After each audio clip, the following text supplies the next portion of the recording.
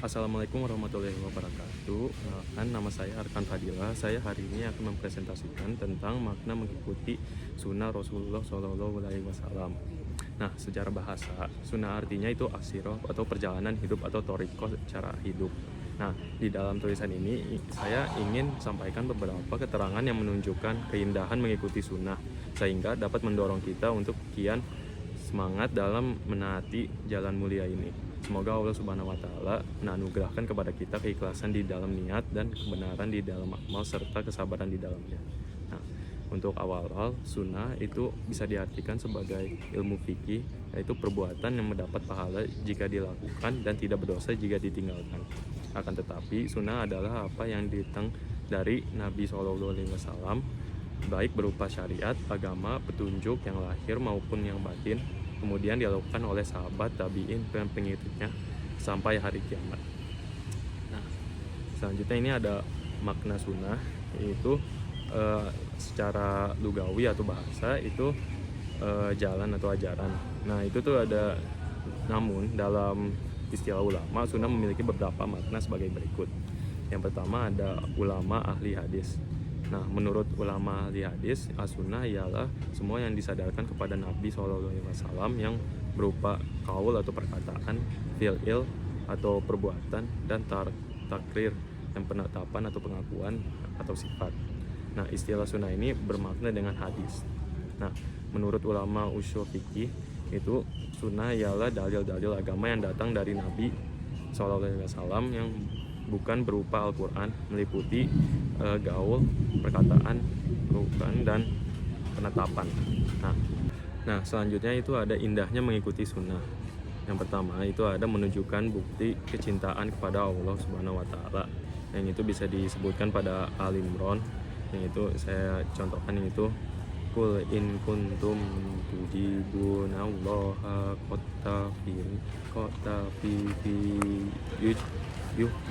yuhibbukumullahu wa yaghfir lakum dzunubakum wallahu ghafurur rahim. Qul atiullaha war rasul fa in walau fa innallaha la yuhibbul kafirin.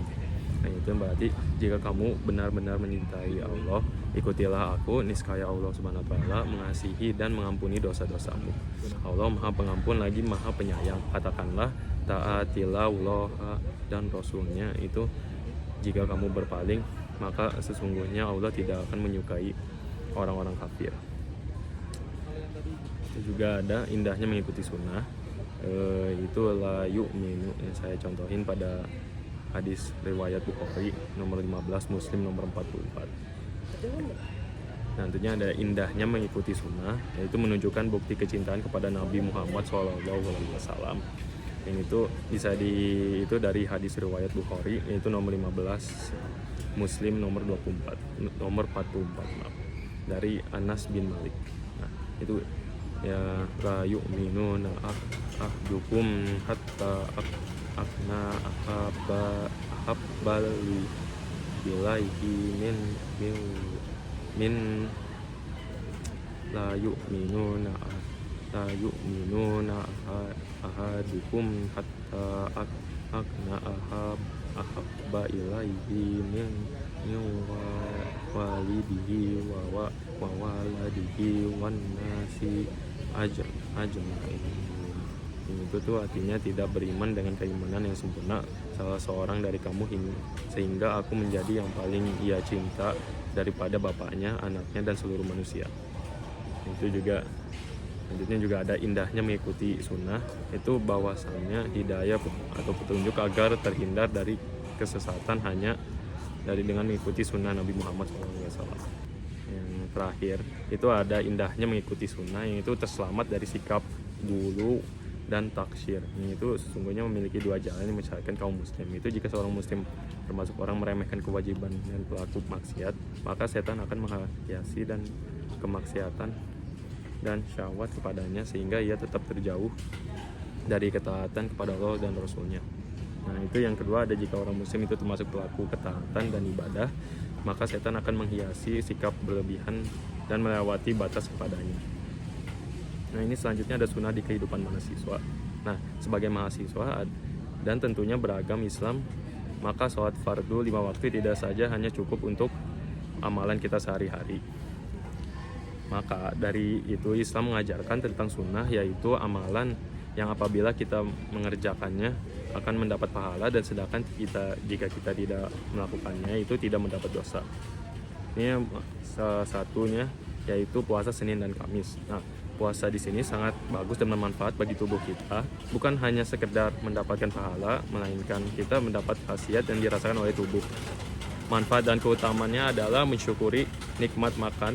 Kita lebih diajarkan syukur dan betapa nikmatnya makanan yang kita punya. Itu juga bisa mempersempit jalannya setan dan menyehatkan tubuh. Pada saat kita melaksanakan puasa, maka tubuh kita akan mengerem atau mengontrol asupan pada kalori yang masuk.